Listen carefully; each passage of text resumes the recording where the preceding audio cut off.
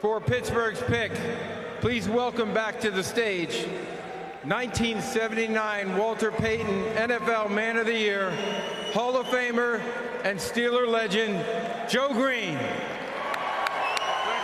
Thank you.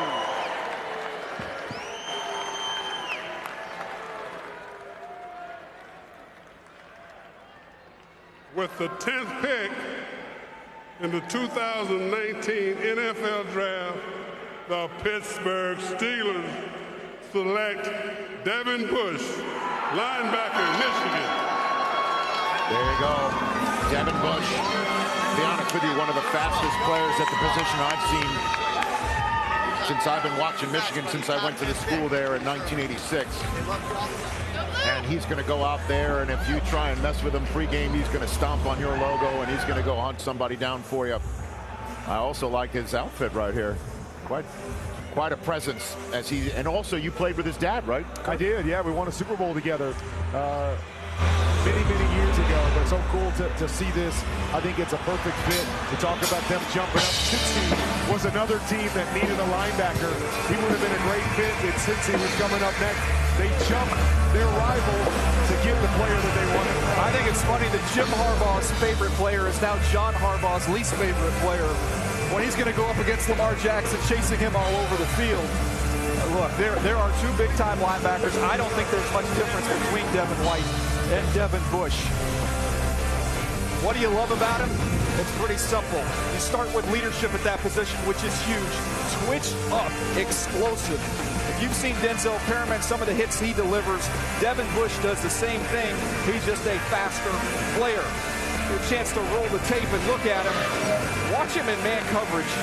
Watch his ability to run right here. Get over the top. Close that space in a heartbeat with his burst and range. Now, how about the instincts? Can you sniff out a screen, be able to read it, get underneath the block, find the ball carrier, and be a firm chest-up tackler?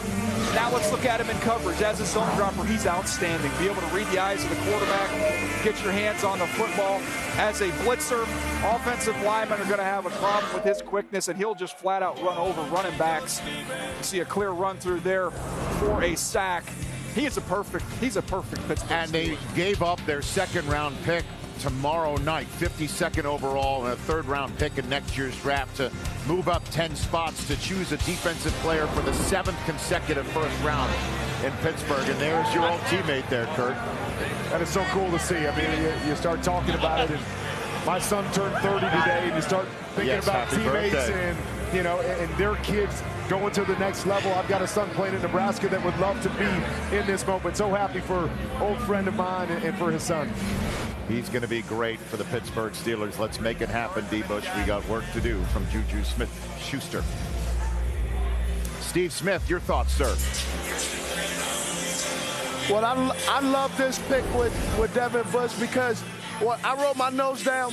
He's a problem solver for the defense. If the offense creates a problem for this defense, he's going to go ahead and solve it, and he locks in on his target, and he destroys it. When Ryan Shazier went down, they lost a team leader and also lost a playmaker, and now they have filled that void, and they also have Ryan Shazier coaching this young man up. So it's a fantastic story, and it's going to be awesome to watch him play and hit All right, it's time to welcome. Lewis is a mentor. Yeah. What have they attributed to your success? Just being a voice and being a factor in my life, man. Being able to talk to those guys, but at the touch of a button, they got my back and they're gonna give me the best advice, man. That just means everything to me. You were announced by Mean Joe Green. Do you understand who Mean Joe was and the expectation of you? What do you bring to this defense? Yeah, definitely, man. That's the type of player I am. I just can't wait to be a Steeler and showcase why I'm here. I love the fit too. I love the fit. I love it. All right, back to you guys. That's outstanding. All right, so Yes, baby! Yes!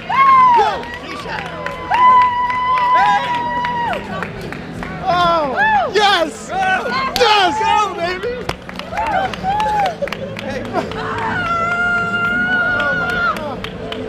Come on, man!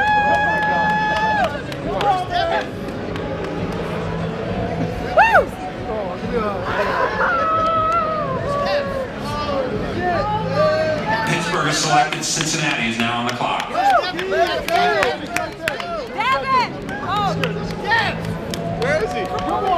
Come in here. Oh my God. Wow. Came on the guy. I guess I was right about the Broncos after all. Pittsburgh loved them all along, right? We said two teams that we thought would move up for him, right? Atlanta or Pittsburgh? We got to move this chair. Steelers. Congrats, guys. 40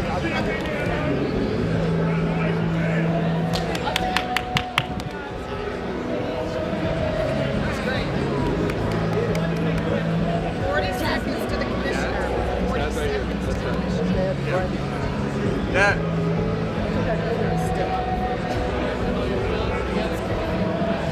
30 seconds to the commissioner. 30 seconds. We're going to have to go quickly here.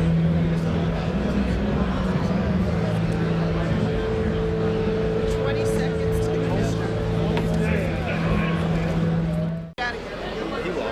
Hey, Coach, I'm about to go up on the stage with you. What you got? The Denver Broncos have traded the 10th pick to the Pittsburgh Steelers. My man. For Pittsburgh's pick, please welcome back to the stage 1979 Walter Payton NFL Man of the Year, Hall of Famer and Steeler legend, Joe Green. Just like that right. Yeah, make sure you watch. This is where they announce your pick. With the 10th pick in the 2019 NFL Draft, the Pittsburgh Steelers select Devin Bush, linebacker.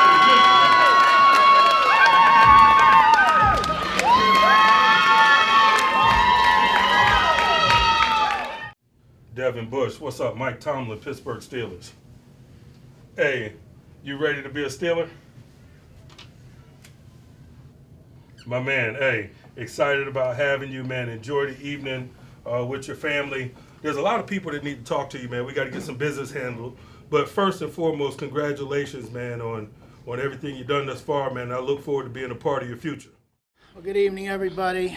Obviously, when you make a trade up into the top 10, we were very excited to be able to make that trade and to get Devin Bush. Really, we identified Devin even going back into last year when we watched him as an underclassman. And, Coach had a handle on him at really coming into this season. We scouted him extensively. We had 4 different people go in during the fall, myself included. We saw him play live games. We visited with him at the Combine. We visited with him the night before his pro day, of course, attended his pro day. And again, this is a quality young man who's really an excellent football player. As an inside linebacker, his game is really predicated on what is needed to play the position in modern-day NFL football, because he can not only play the run, but he's got exceptional cover abilities, and he can also rush the passer. So very, very excited that we were able to move up and to be able to get a young player, a young man like Devin Bush. Coach? I share Kevin's excitement. Succinctly, he's an all situations linebacker, really all 3 down type of a guy versus the run versus the pass, be it in coverage or in pressures, and those are just the tangible things. We were equally as fired up about his intangibles. He comes from a football family. He's a football guy. Everyone speaks very highly of him, not only as a player, but as a person. His leadership skills are unquestioned. We interviewed a lot of Michigan players through the draft process, and it was unanimous in terms of who their unquestioned leader was, and that was attractive to us as well. The position that he plays is like a defensive quarterback, and I think that's something that comes very natural to him. Questions? Kevin, did you identify getting ahead of 11 as the potential, possibly the point you had to get to? No, Devin was very high on our board, and as we said the other day when we did the pre-draft conference, if a player's high on your board and he gets within reach, then you make the necessary moves to go up and get him. And fortunately, we found a trade partner in Denver. But really, it was where Devin was on our board, and we thought that highly of him. That it was I don't want to say it was an easy trade to make, but it was easy in our minds to pick him with the 10th pick. So we did what we had to do. We wanted, when we gave away the second-round pick, the thing that allowed us to do that was having the high third. We actually gave up 14 spots. That second and that third, that high third really enabled us to do it, because we said under no circumstances would we go into tomorrow with less than 2 picks. That was our criteria when myself and Coach and Art Rooney sat down. Surely we'll look into trading up, but we want to have 2 picks tomorrow because there's good players still left. So being able to do it with this year's 2 and next year's 3, we believe at this point we'll have some type of compensatory pick in 2020. So that gives you a little bit more justification for trading away the future pick. We'll have a pick. We don't know what it'll be at this point, but we think we'll get a pick. So hopefully it balances out to some equation. But again, getting this player into our mix at this point was very exciting. Kevin, you mentioned there was an easy trade to make from where your board was. Is this something you tried to do last year with the inside linebackers? And if so, was that part of the impetus to make sure it happened this year? Every year, we go through the process. We contact everybody within reason. We guesstimate as to what it may cost to trade up to a certain point, and we contact teams. And, once, in other years, quite honestly, we never want to trade away a second-round pick. But this year, because of that high third that we got from the Raiders in the Antonio Brown trade, we were willing to do it this year because, in essence, that high 3 it's only 3 spots from a second-round pick. So it was much easier to trade this season because of the extra picks. So every year we look at where we would trade up reasonably, and usually we won't go past a second-round pick if we think it's going to cost us a 2 to move up. Mike, we talked to Devin. He was clearly fired up. What can the youthful excitement bring to the team and the defense specifically? Initially he's got the type of skill set that can help us in 2 phases, special teams and defense. Obviously his role will be sorted out by the process, but obviously we feel like he's capable of helping us rather quickly with his talent and skill set. Mike, Kevin kind of touched on this. You bring in Mark Barron, draft Devin Bush, speed and athleticism in the middle of the field. What does that do for you? How important? That coverage ability, but I don't want to underscore his blitzing capabilities too. I think that was as exciting to me as his coverage. And so I mean what I said when I said he's an exciting all situations linebacker, and to have that type of athleticism in the second level of defense I think is critical in today's NFL. Like somebody said, one of the experts said that if you don't have speed at inside linebacker, your defense is considered slow. Is that too much? Is that a stretch, or is that true? I think that's a fair statement. I just believe by the virtue of their positioning, be it in the rush and in coverage, their ability to play what's in front of them and sideline to sideline, their speed is impactful probably on a larger percentage of plays than people who don't play in the middle of the field at the second level of play. Kevin, the other day you said you really don't want your rookies to start. Does this change with this kid? That'll be up to Coach as to what he sees in Devin Bush. Again, with Mark Barron on the defense, I think that helps. It gives us 2 good players in that role, and where Devin is and how much he plays, that's up to Coach. But it's nice to know that I think he will help us at some point, but it'll be when he's ready and not necessarily forcing him into a situation. Because, again, he was a great player on a really good college defense.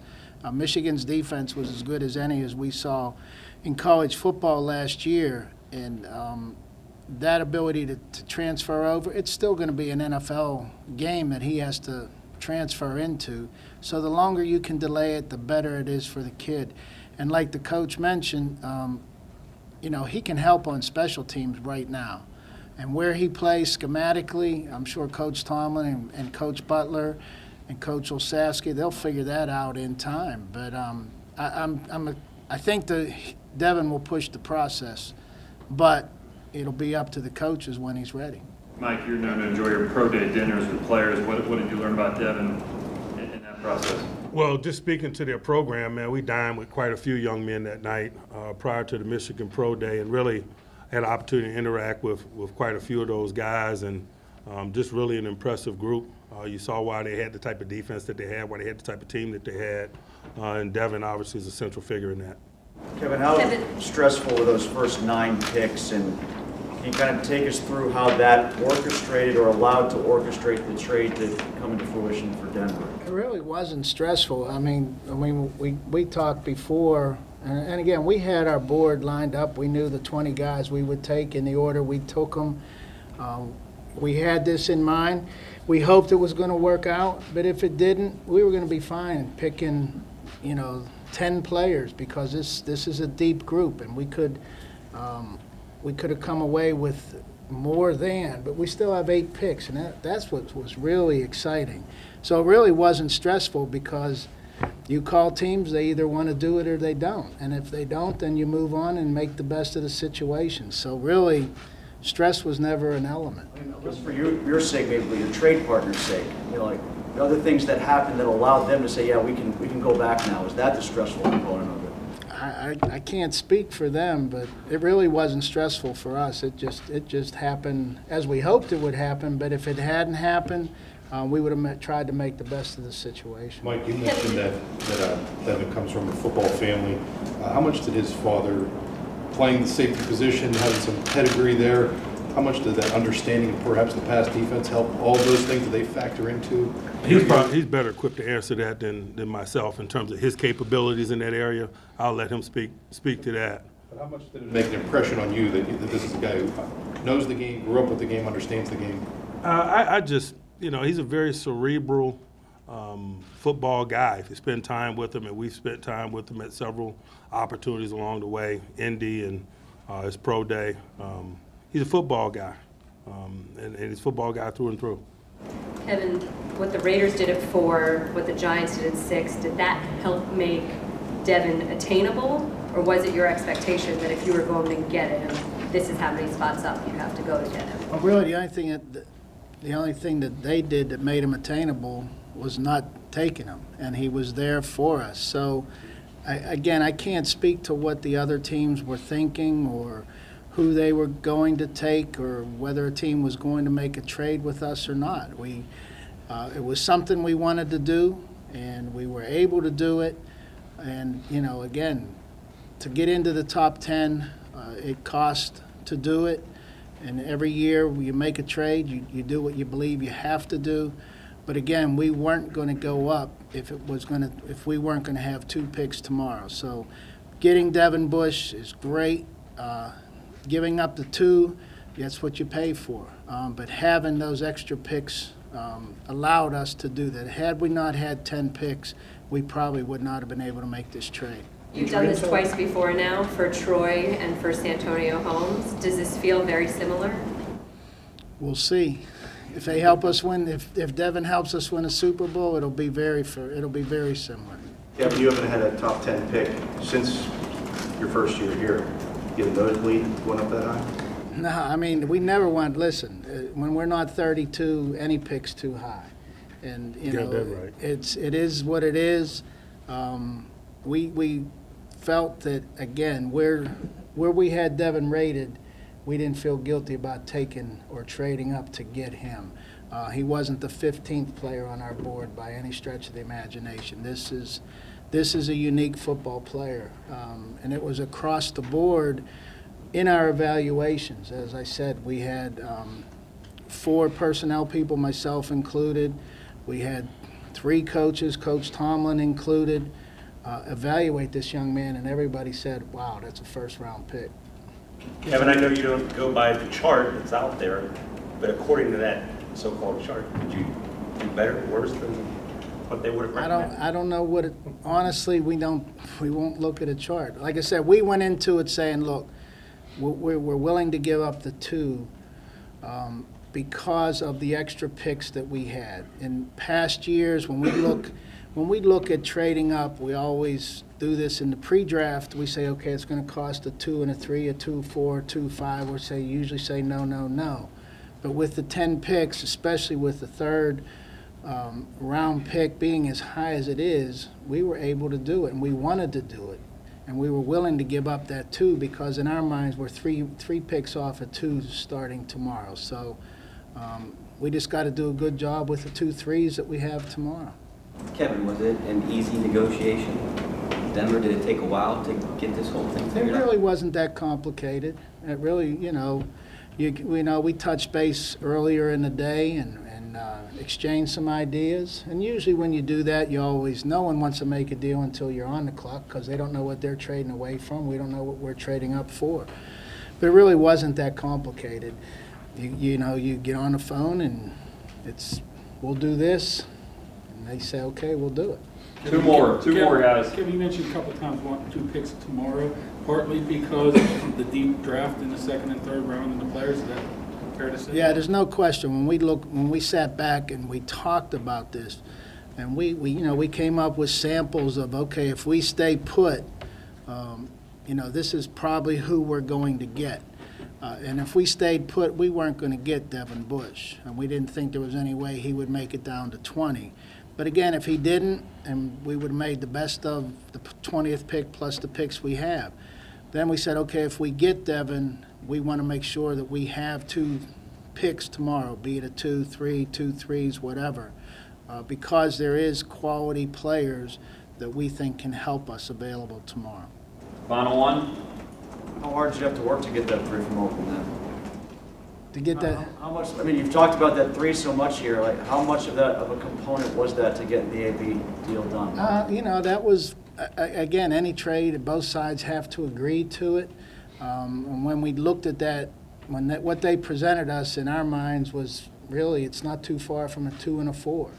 So, because both those picks are so high in their respective rounds. So, that without that trade, we would not have made this trade today. I'm very comfortable in saying that because we wouldn't have had enough picks to do it.